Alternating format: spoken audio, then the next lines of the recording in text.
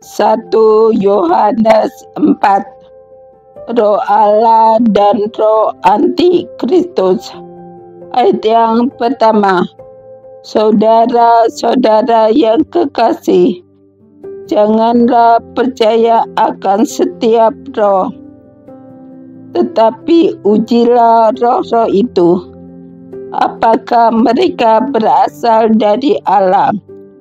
Sebab banyak nabi-nabi palsu yang telah muncul dan pergi ke seluruh dunia. Ayat yang kedua. Demikianlah kita mengenal roh Allah. Setiap roh yang mengaku bahwa Yesus Kristus telah datang sebagai manusia berasal dari Allah. Ayat yang ketiga. Dan setiap roh yang tidak mengaku Yesus tidak berasal dari Allah. Roh itu adalah roh antikristus, dan tentang dia telah kamu dengar bahwa ia akan datang, dan sekarang ini ia sudah ada di dalam dunia. Ayat yang keempat. Kamu berasal dari Allah, anak-anakku, dan kamu telah mengalahkan nabi-nabi palsu itu, sebab roh yang ada di dalam kamu lebih besar daripada roh yang ada di dalam dunia. Ayat yang kelima. Mereka berasal dari dunia, sebab itu mereka berbicara tentang hal-hal duniawi, dan dunia mendengarkan mereka. Ayat yang keenam. Kami berasal dari Allah. Barang siapa mengenal Allah, ia mendengarkan kami. Barang siapa tidak berasal dari Allah, ia tidak mendengarkan kami. Itulah tandanya roh kebenaran dan roh yang menyesatkan. Allah adalah kasih. Ayat yang ketujuh.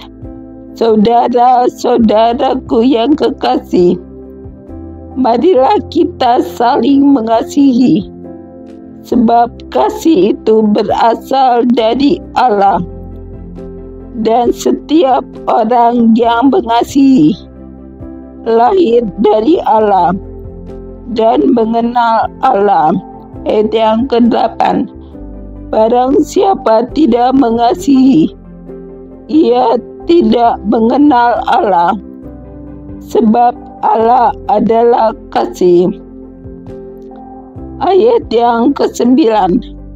Dalam hal inilah kasih Allah dinyatakan di tengah-tengah kita, yaitu bahwa Allah telah mengutus anaknya yang tunggal ke dalam dunia supaya kita hidup olehnya. Ayat yang ke-10. Inilah kasih itu, bukan kita yang telah mengasihi Allah, tetapi Allah yang telah mengasihi kita dan yang telah mengutus anaknya sebagai pendamaian bagi dosa-dosa kita. Ayat yang ke-11. Saudara-saudaraku yang kekasih, jikalau Allah sedemikian mengasihi kita, maka haruslah kita juga saling mengasihi. Ayat yang ke-12. Tidak ada seorang pun yang pernah melihat Allah.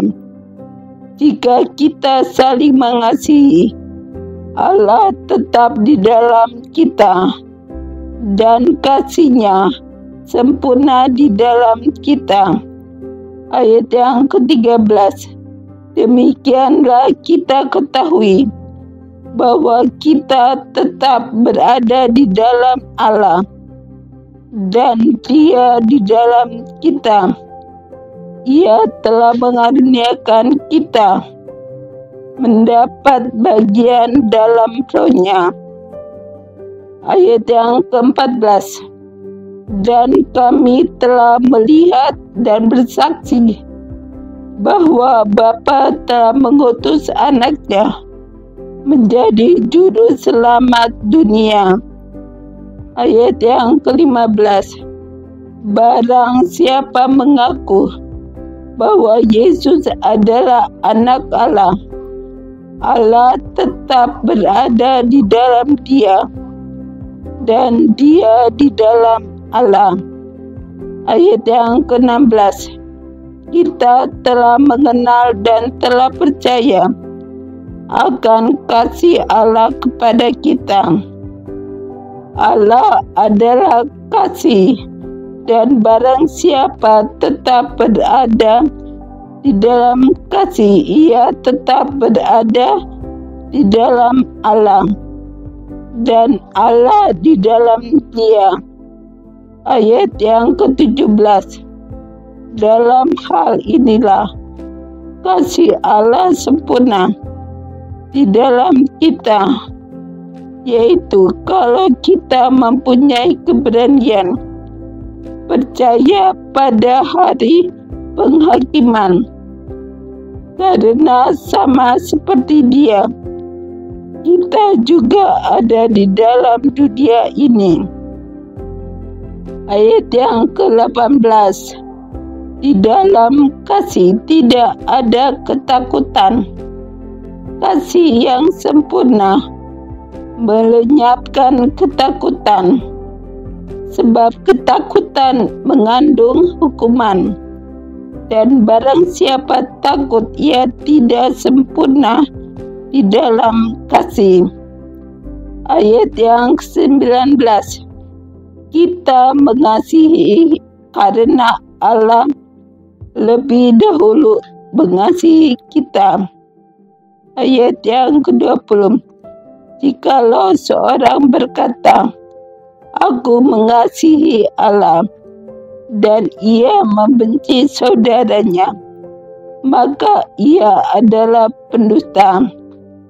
Karena barang siapa tidak mengasihi saudaranya yang dilihatnya, tidak mungkin mengasihi Allah yang tidak dilihatnya.